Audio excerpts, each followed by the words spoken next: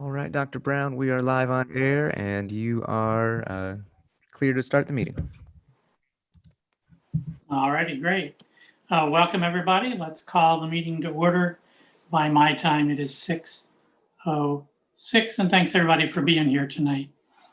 So you may remember that we have to do some things different tonight because we're on Zoom, for instance.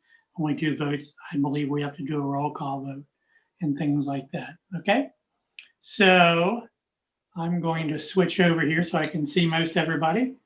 And Helen, can you do a roll call?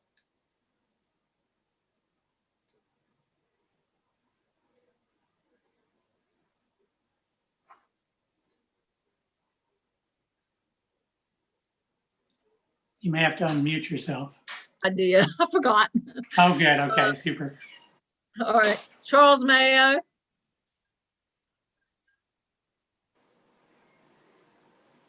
Can you hear me, Dr. Brown? I can. I'm not sure Charles is unmuted. I see Charles. I see Charles. Kipling. Okay. Present. Okay. Joe Morgan. Present. Jim. Here. Dr. Portella. Present. Mackenzie Newkirk. Present. Commissioner Huggins. Present. George Bell. Here. Dr. Silvernell.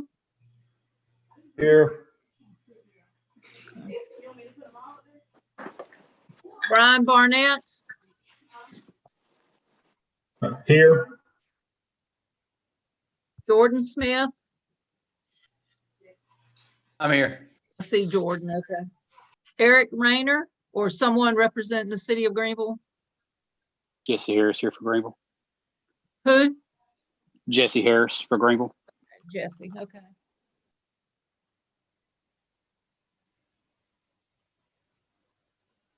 Okay. Jeff White.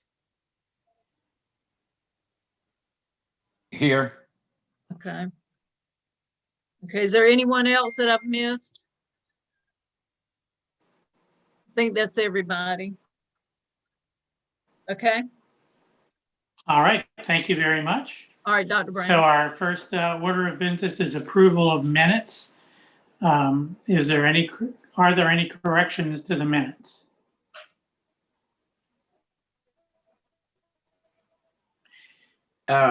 Mike, I'd like to ask a question if I could. Go ahead. The minutes refer to an attached roll call vote. I did not get that in my attachment. I'm not sure what you mean. These were the minutes from last month's meeting? Yes, sir, that's right. The minutes refer to, a couple of times, refer to a roll call vote, which obviously we had to do on Zoom. But I did not get a copy of that roll call vote. So you want to have the names of how people voted? Is that what you're saying? Well, no, I was present and I know how they voted, but it says it's attached in my, and it did not come through on my attachment. Oh, okay. All right, we'll find that out and get that to you. Thank you. Okay, no problem with the minutes. Obviously, I'm agreeable to approving them. All right. If there are no changes to the minutes, then we'll accept the minutes as written. Okay. The next item for business is approval of the agenda. Are there any additions or deletions to the agenda? Hey, Dr. Brown, this is Jim. Need to make an addition to the agenda to include a non-E franchise application for items for decision. And that's for METZ, METZ Medical Transport. All right. So a non-franchise approval. All right. Any other items to be added or deleted?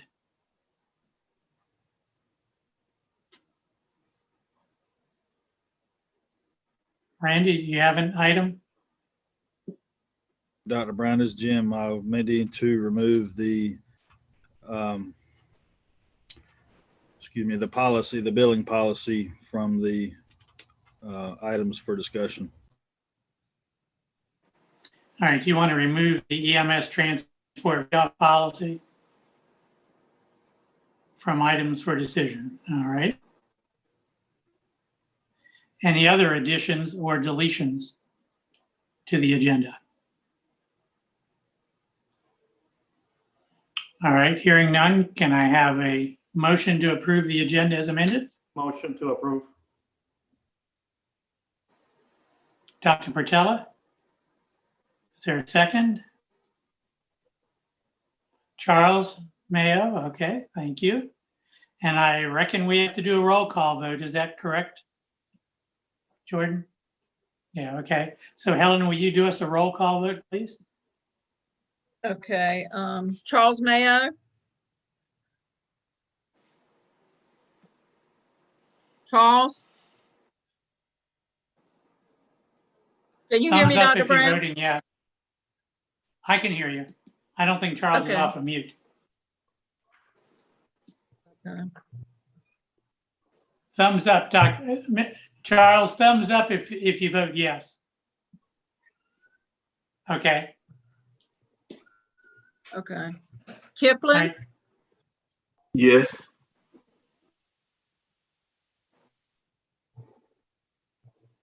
Joe, Yes.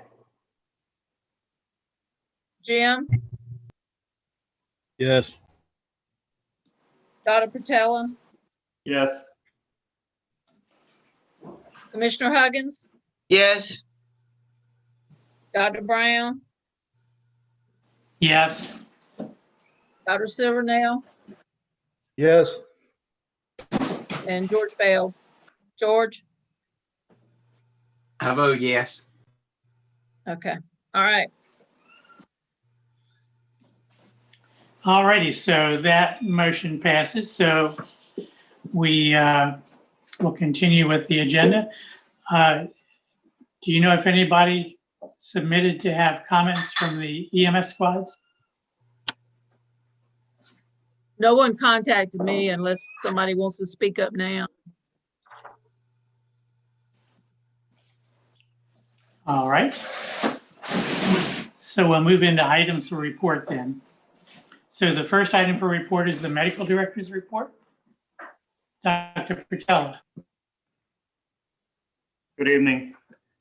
I just want to give you a heads up of where we are in cardiac arrest and some of the stuff that, and I'm going to talk briefly about COVID and EMS, not COVID as a whole. Dr. Silvernail is the expert in the Zoom meeting about that. EMS wise, we have not made any significant changes to protocols for treatment of patients on the field. So the care that patients are receiving right now is the same that we were providing before the COVID outbreak. It's the same management what we're doing. What has changed, the only thing has changed really is how we wear, what type of PPE we wear. So we have more PPE now than before COVID. Other than that, the treatment's still the same.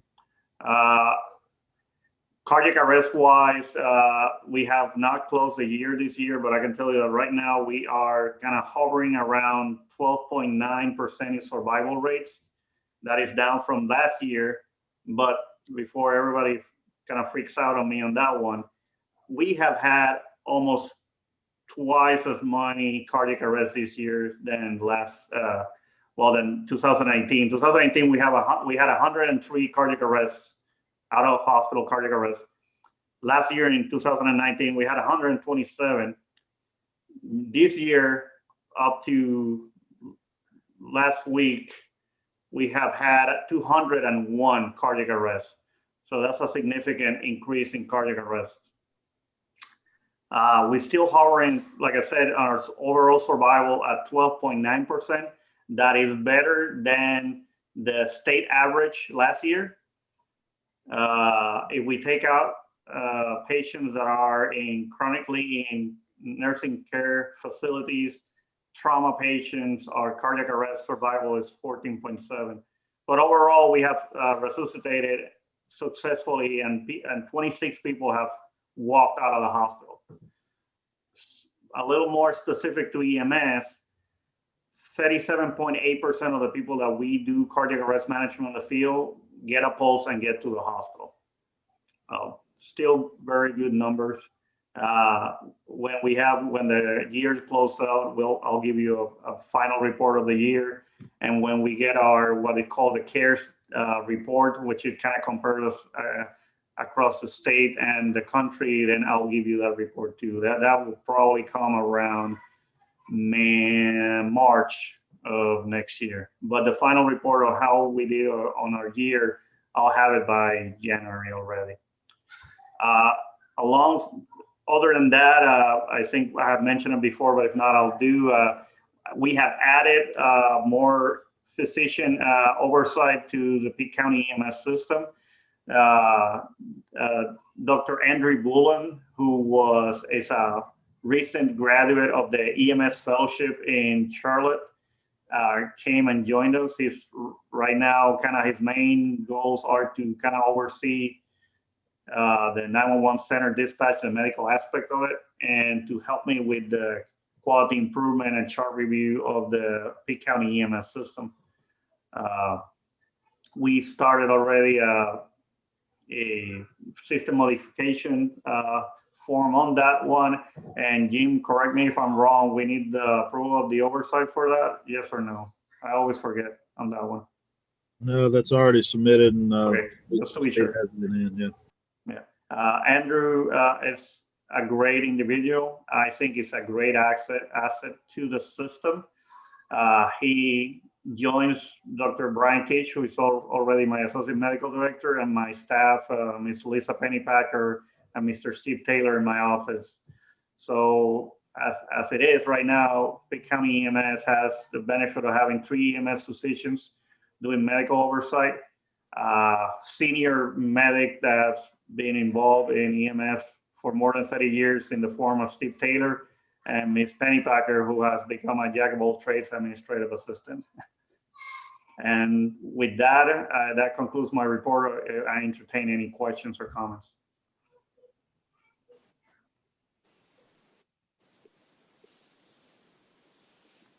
All right, any questions for Dr. Portella? All right, That's the lottery number. I don't know them, so I can't help you there. All right, thanks. Okay, our next report is the Public Health Director's report. Dr. Silvernail. Good evening, folks. Thanks, Dr. Brown. We are now, today makes 34 weeks since the first case of COVID was identified in Pitt County. Very, very long time, obviously. Wearing on my staff, I think wearing on EMS staff. Hopefully an end is in sight with the vaccine on the horizon. In Pitt County, we've accumulated a little over 6,700 cases to date. We estimate that around 91% of those cases have recovered. Our case fatality rate has ranged between 0.5 and 0.7. We are back up on the higher end this week with the addition of a couple of deaths recently. I suspect that as more non-fatal cases come in, that will drift back downward. Today, our percentage of positivity is reported at 5.9% by the state, which is better.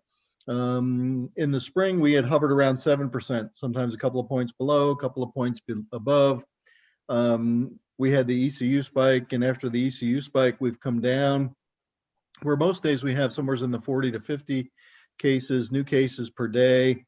We have had a couple of days with cases in the 70s, but overall our percentage of positivity has fallen to 6% or below. We've been as low as 5.7. We've crept back up a little bit the past couple of days to 5.9. but overall, I'm pleased with where we are. Testing is broadly available throughout the county. We estimate that in excess of 20,000 tests are done per month. We range somewhere between 4,000 and 5,000 tests per week, and some weeks we top 5,000 tests per week.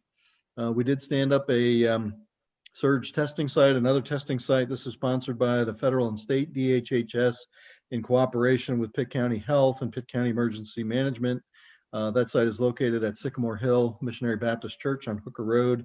We did a very soft opening because we knew we had some kinks to work out in the registration system.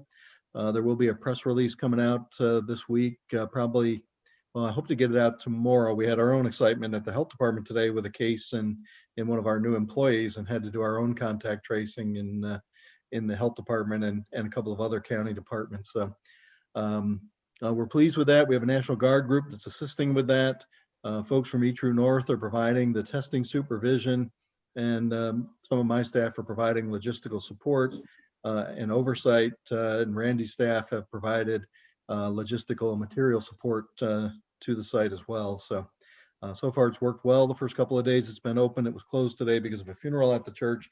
It will reopen tomorrow and be open Monday through Friday from 9 a.m. to 3:30 p.m. so that we can pack tests, ship, and pick up things so that we leave the church fit for its evening activities every day. Happy to take any questions if anybody's got questions. Any questions for Dr. Silvernail? Are they still doing them at the health department also? Yes, we have open testing Tuesday afternoons and Thursday mornings, and then we do testing by appointment at other times. Most of that is our contact tracing, contact investigation testing. So we try to get those folks in where they don't have to wait in line. We feel our compliance is better if they don't have to wait in line. Thank you. You're welcome. Any other questions? All right, thank you, Dr. Silvernail. Appreciate that. Thanks, Mike. So our next report then is from the EMS Rescue Association, George Bell. Good evening, everybody. We had our last meeting Tuesday night, past 10th, November 10th, Tuesday night. The biggest thing that came out of that meeting, I suppose, is election of officers for next year, calendar year 2021. They remain the same as this year. And that's about the highlight of it. All right. Thank you very much. Any questions for George? All right, hearing none. Greenville Fire and Rescue Report, Jesse? Nothing to report for Greenville. All right, thank you. Thank you for coming. Any questions though for Jesse?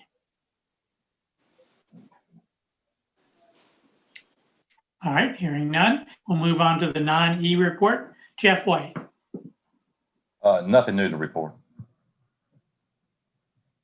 All right, thank you, Jeff. Any questions for Jeff? All right, hearing none. We'll go on to the Pitt Community College EMS training report. Mackenzie Newkirk.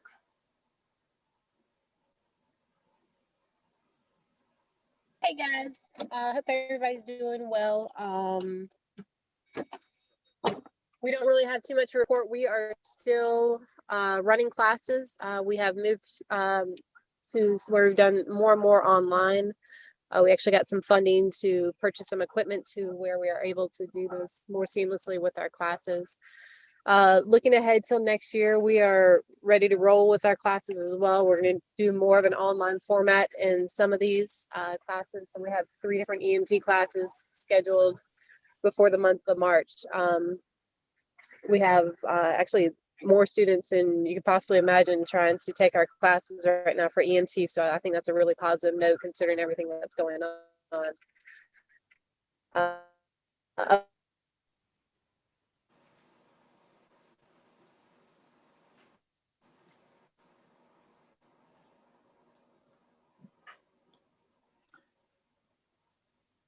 We stopped getting audio there, Mackenzie.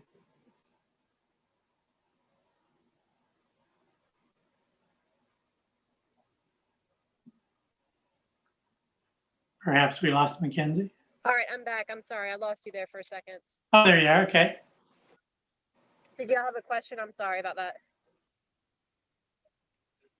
Now, anything after the that you're doing the EMT classes in online format for next year? Anything else after that? No, other than we've had a surprising number of students coming and trying to do the EMT classes. So I think that's a positive thing, considering everything that's going on in the world right now. I think people are starting to see the need to come out and help. So we're going to keep teaching these classes and hopefully keep everybody safe. All right, great. Any questions for Mackenzie?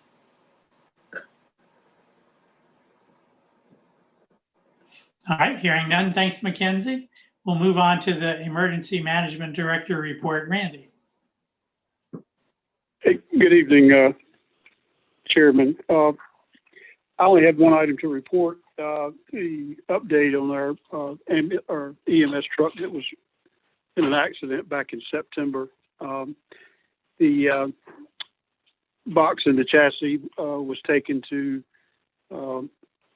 Select and Falkland, and they removed the box from the truck, inspected it for any kind of structural damage, and they didn't find any, just some cosmetic, and they put that box back together, and the chassis was taken to a Ford dealership in Ayden to inspect the frame. There was some damage to the cab roof, and that's been replaced, and they're hoping to have all that put back together and return back to our system prior to Thanksgiving. So that's what we're looking forward to get that back into the system. And other than that, that's all I have to report.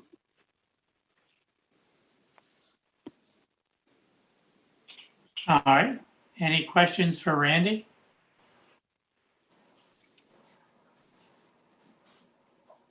All right. Hearing none, then we'll move on to our next report, which is the EMS Coordinator report. Jim MacArthur. Hey, good afternoon, everybody. Just to expand on Randy's comments, Randy and Dr. Brown and John Demery and myself conducted fleet inspections of all the county-owned vehicles on Tuesday morning. Pleased to report that those look pretty well for the most part. Folks seem to be taking good care of the trucks. It looks like as far as our replacements and stuff goes, we'll start focusing more on trying to get the rest of the Chevrolet diesel trucks out of the turned over, as it were. Seems to be the most problems that we have is the DEF systems in those trucks as they get a little bit older. So moving forward, we'll be focusing on those 4 or 5 remaining trucks in the fleet. Otherwise, things look good.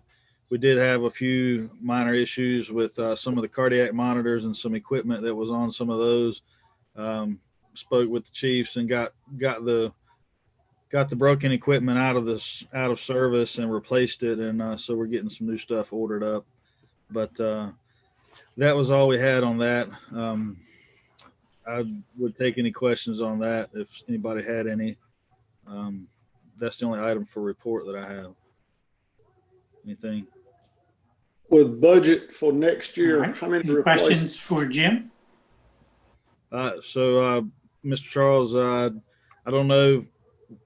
Ideally, we'd be looking at 3 or 4 replacements.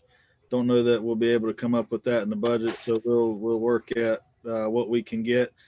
Talked with Randy, and I think everybody's aware that with the size of our fleet right now, that a 1 truck per year replacement is not really realistic, ideal. So that's going to take us a long time to turn them over like that. So at some point we'll have to explore. We're going to have some pretty large needs, but we'll have to meet with the finance folks and bring back some options for the committee to consider, I think, as we go into next year and the next couple of years. So that answer your question, sir? Yeah, and we still have one or when this truck comes back, will we have two spares back then? We'll have one non-assigned truck anyway. And, No, yeah. it'll be, so we had one, we just took delivery of a new truck, but it, wound up replacing the one that was wrecked. So we'll consider where this other spare needs to go. It's got a lot of life left in it. So we'll get it out to where it needs to be. And then we are fortunate though, because each station has two trucks. So if we were planning a fleet for the size number of stations that we have, we probably wouldn't plan to have one spare for every in-service truck. So we do, the system does have some capacity as far as extra vehicles, but we still need, the fleet starts to age quickly. So we'll have to consider those. When we talk to commissioners, do we include the mileages that all these vehicles are running? Because that's a big, that's the life of it, and where we want to be there. Yes, sir. At age, mileage, unscheduled maintenance are really the top three. The busier stations put more miles on them, but some of the other trucks, those Chevrolet diesels, like I was mentioning, have had a lot of unscheduled maintenance for some of the other squads, and I think it becomes cost prohibitive for some of those trucks. Yeah.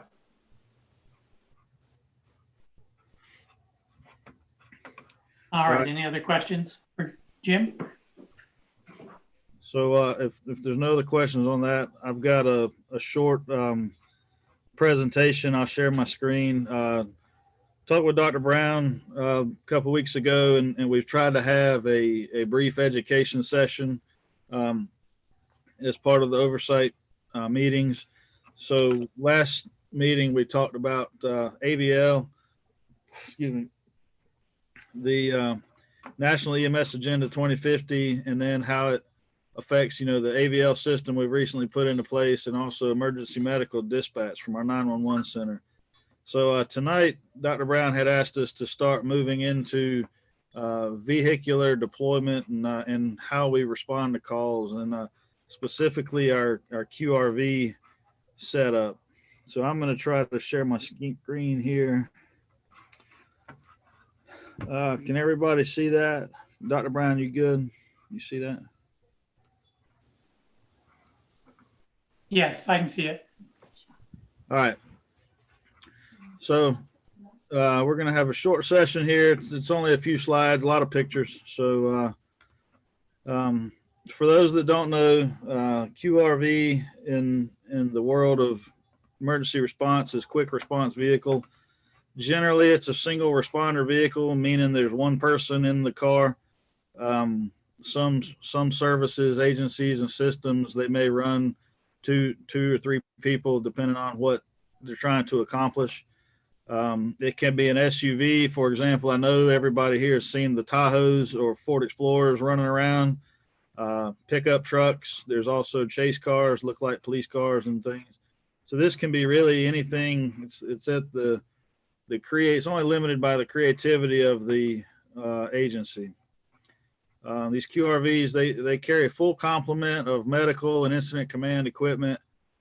Basically, they've got everything that an ambulance would have in it, maybe smaller quantities, except the stretcher. Obviously, they don't transport people. And many of the QRVs carry special abilities, such as nitrous oxide, that only a few of the ambulances have in the system. Also, video laryngoscopy. So the supervisors and the senior paramedics and other QRV medics in the system have some extra ability on their vehicles to be able to initiate other interventions that maybe the ambulances don't have. Real quick, down and dirty of how we got here. Early 2000s, when Pitt County EMS was created, there was one 8 to 5, Monday to Friday, paramedic supervisor and a QRV that was loosely equipped to go along with that individual in the industrial park.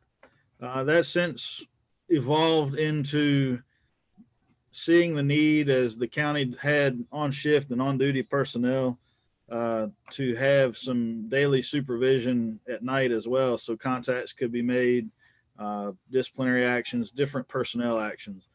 So the original shift supervisors were appointed by county staff to work on their shifts, and they actually worked a half a day each day on the QRV. And then at night, since they were not a full-time supervisor, they would go and cover the ambulance as an ambulance crew.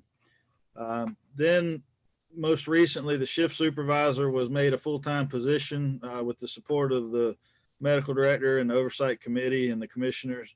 The need was seen, and due to minimum staffing and the system growth, the desire was seen from the oversight committee to add a second QRV member, which is our senior paramedic, basically an assistant supervisor in the south side of the county to support the system and minimum staffing. Quick picture, this is the whole QRV fleet that the county has. So our community paramedic, Vidant Medical Center bought us a Ford Explorer for that purpose. We've got two newer Chevrolet Tahoes, and our original Tahoe that was a spare vehicle still is a spare vehicle, and that's actually assigned to me currently, and the medical director car, which is the MD1 QRV. It's rare that we get them all. That's where this picture came from. It's rare that we get everybody in the same room at the same time. So EM 70 is what our shift supervisor is known as. That's the primary command staff on duty every day. They're housed at the county office building. The Tahoe you see there is their vehicle.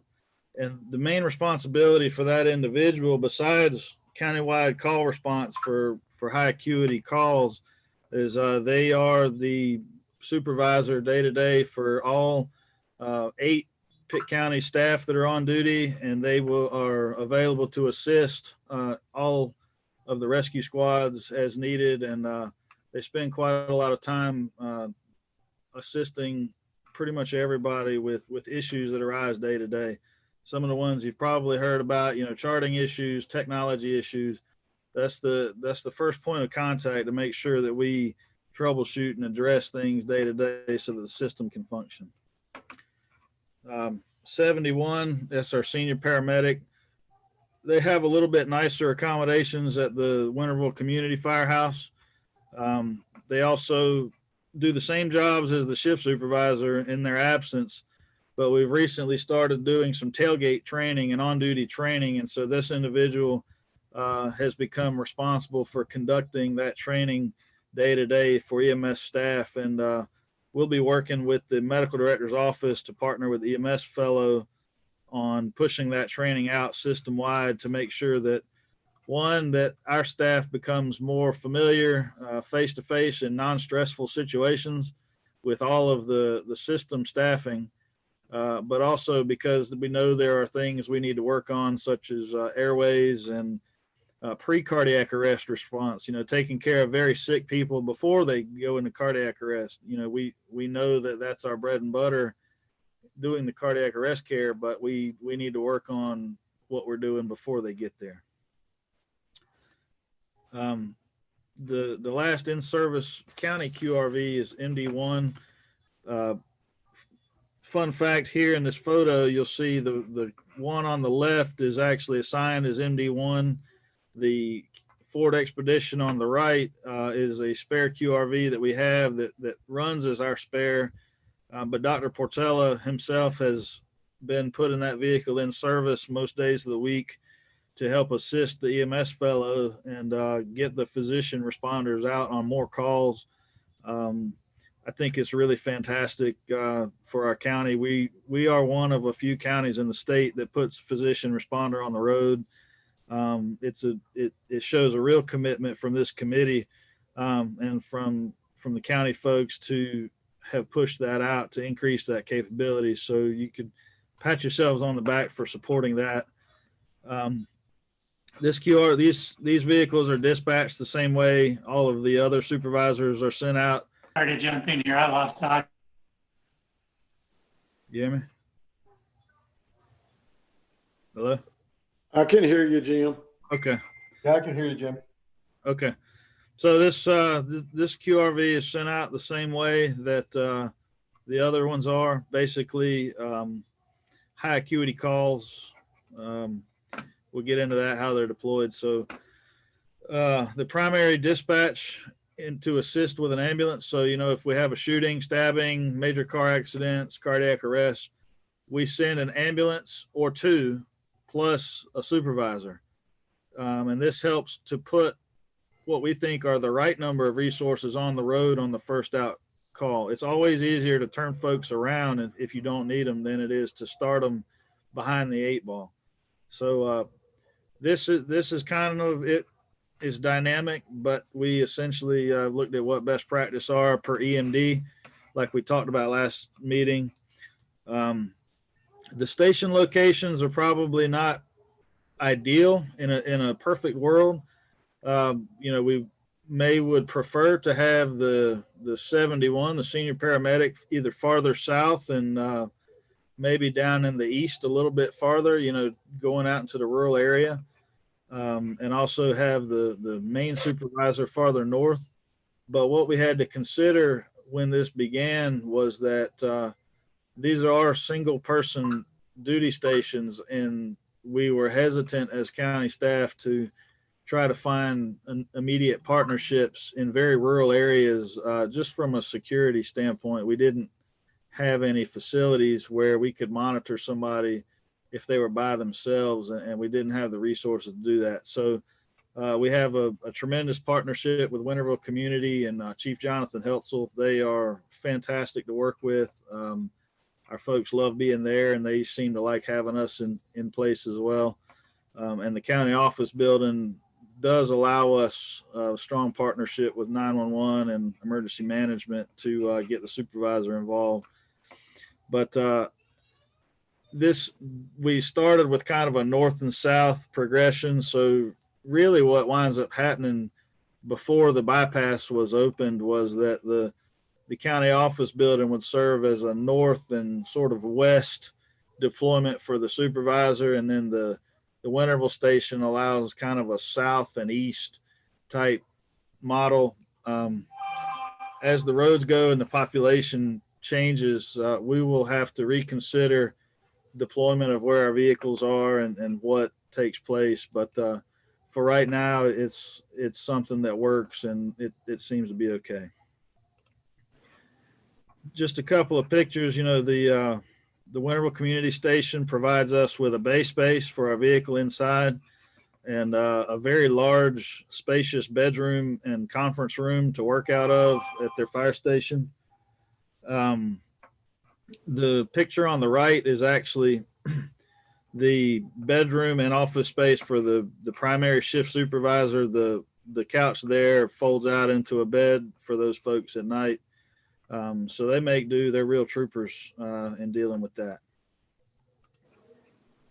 Just in summary, real quick, you know, the QRV response is integral to high performance systems. So if you look at EMS systems across the state and the country that are considered high performers and do very good at taking care of people, they incorporate quick response and fast response cars as part of their systems to expand the capabilities, but it's a little bit different resource than having ambulances everywhere.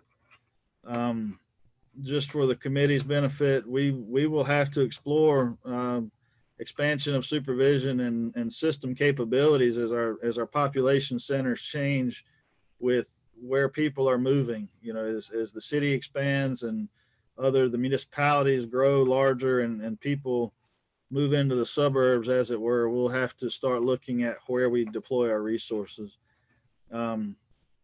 Our QRV program came from extremely humble beginnings. I couldn't find a useful picture of our original QRV, but anecdotally, almost all of the lights and the siren that were in that vehicle were homegrown, meaning, people that worked here actually bought the lights to put on it and installed them ourselves and did different things. And so through the county's support, we've been able to grow this program.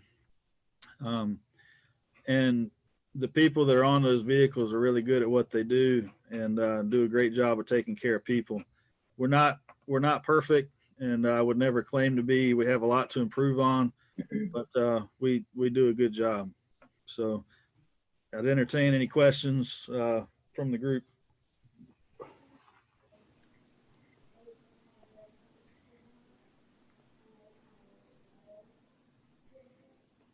Any questions for Jim on the QRV? Fantastic. Thank you. All right. Thank you, Jim. Appreciate that. And again, I'll say the QRV has been a great program for the county here. And the folks on it, we really appreciate what they do. All right. If there are no questions for Jim, then we shall move on to our last item for report, which is the financial report from Brian. Brian? Good afternoon, everybody, or evening. Just wanted to highlight the fact that we're 4 months into the fiscal year, and from a transport fee standpoint, I'm happy to report that the number is the best number that I keep a recorded log of all of our revenues going back to 2014. And for the first 4 months of the year, where we are today for this fiscal year is the best that we've had since 2014. So I'm happy to report that. I know in my office, Sharon Hickman has been working with Jim to make sure that the folks that we do transport are paying, that we're out there collecting. We've gone through some software changes, and I think that between the two of them has really helped to boost those revenues. So I hope that that particular pace can stay on track. All things considered, with the coronavirus, we all thought in the financial world by now we would be in doomsday. So to be at a point where 4 months into the fiscal year, this is the best 4 month start, I'm happy to see. Overall, as you guys remember back in budget, we did increase the taxes on the EMS side. So at this point, we are running about $1.2 million better than we were last year. Part of that is the transport fee. Part of that is the folks in the tax office are doing a phenomenal job collecting taxes right now. So we're riding a lot better at this point. We know it's going to level off in a few months, but right now I'm happy to report financially the EMS fund is doing quite well. So unless anybody has any questions, that's all I have. All right. Any questions for Brian?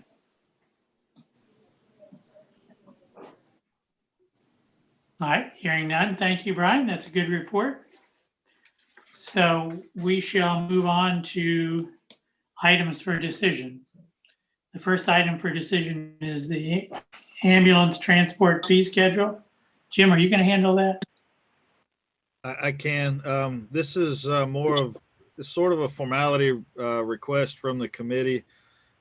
This is something that the finance department, in looking at the federal fee schedules, that is, the billing rates that are allowed by CMS essentially have increased some. And so to keep pace with that, the finance department would like to change the fee schedule to be able to bill on pace with that. And it was an item to go before the commissioners soon, but we've been asked to have the Oversight Committee take a look at that. And so just wanted to bring it before. I'm thinking, I don't actually have the numbers in front of me. I'm hoping Brian or Randy will be able to report what the change would be. So if you'll just run over that, then I would just ask for a motion and support from the Oversight Committee before we finish. Just for the committee's knowledge, they hadn't been updated since 2016. And the numbers would be from our current charge for advanced life support 1 is $410, and the proposed change would be $430. And for advanced life support 2, we currently are at $590, to go to $620. And basic life support is currently 350 and it'll go to 360. So it's a small change, but like I said, it has not been updated since 2016.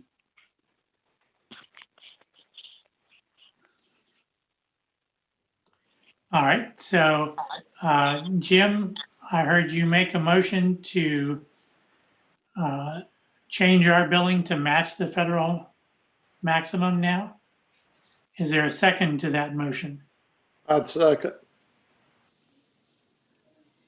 I would second it. Was that Charles? Yes. Okay.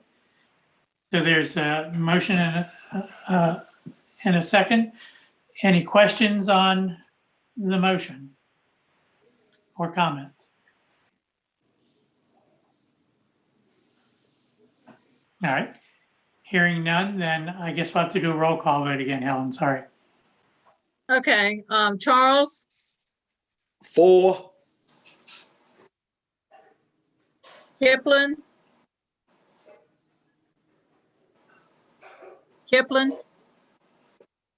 Yes. Do you hear me, Helen? Joe. Yes, I heard you, Kipling. Joe, Yes.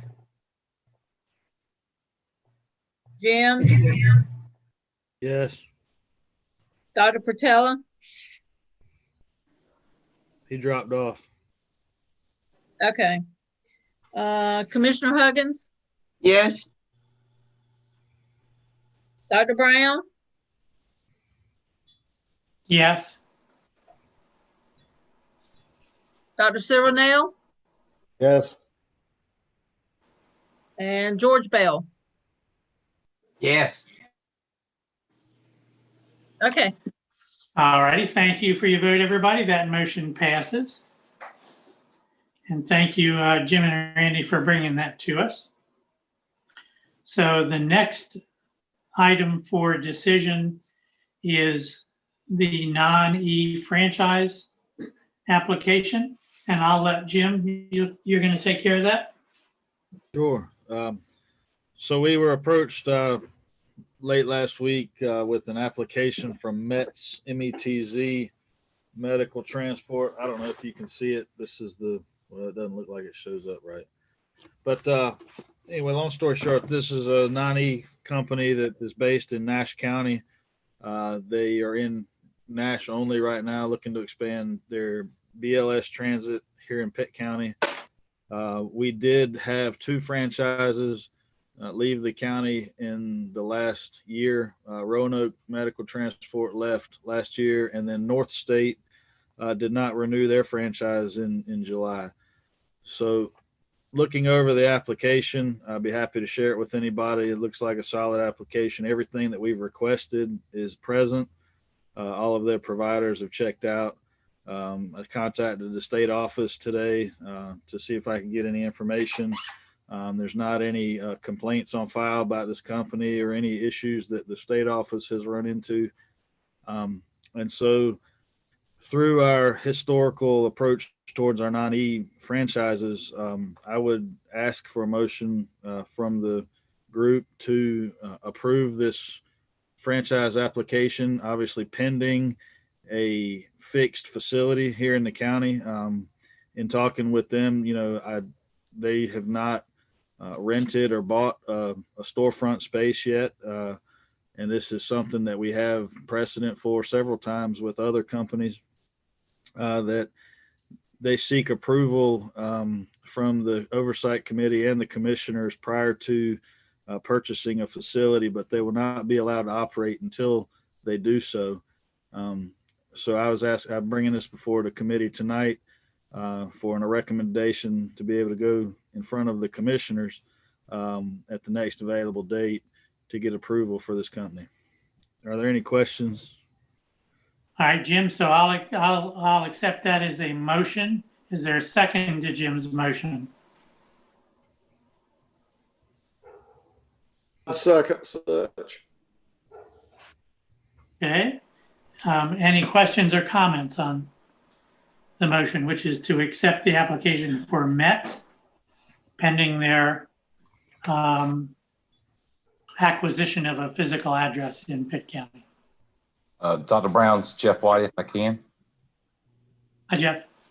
Hey, just speaking for all emergency providers, and I think it goes case in point with the 2 leaving in July, that I think non-emergency providers feel like the need is being met in Pitt County.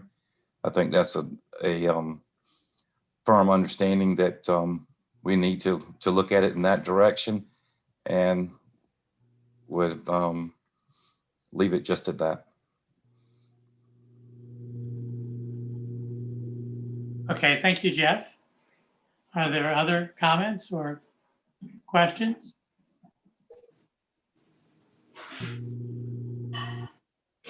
Hearing none, let's vote. Helen, have to do a roll call again, sorry. Okay, Charles, Yes.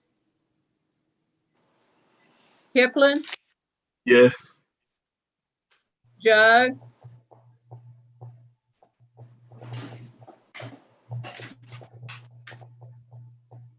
Joe, Yes. Jim, Yes.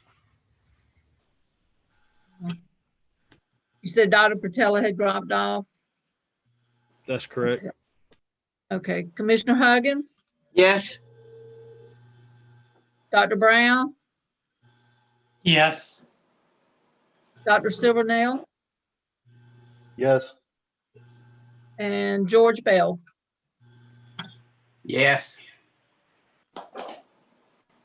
Okay, that's it. Alrighty, so judging from your votes, the motion has passed.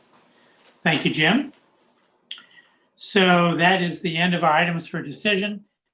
Are there any general questions or comments from the Oversight Committee members?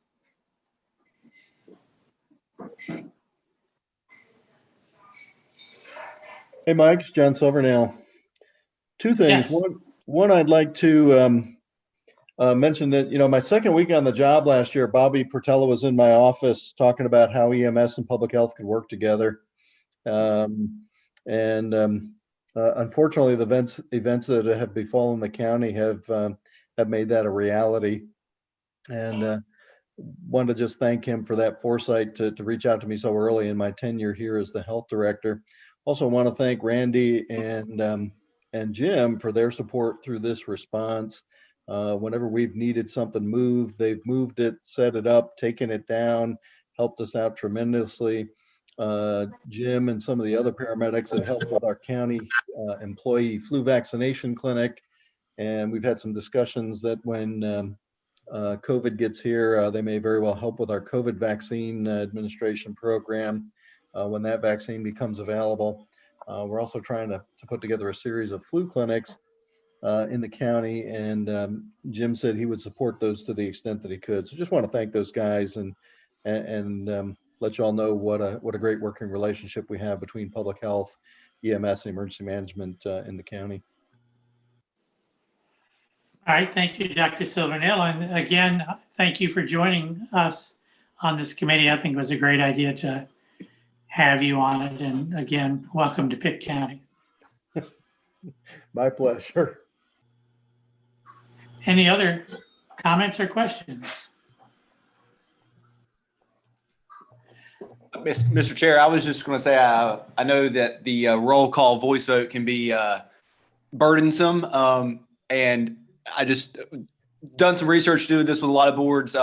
It would be appropriate at the if the chairs conducted all the business on the agenda and there's no other business for the committee for the chair to adjourn without a motion and voice vote, because I know that's Oh, super. Okay, thank you.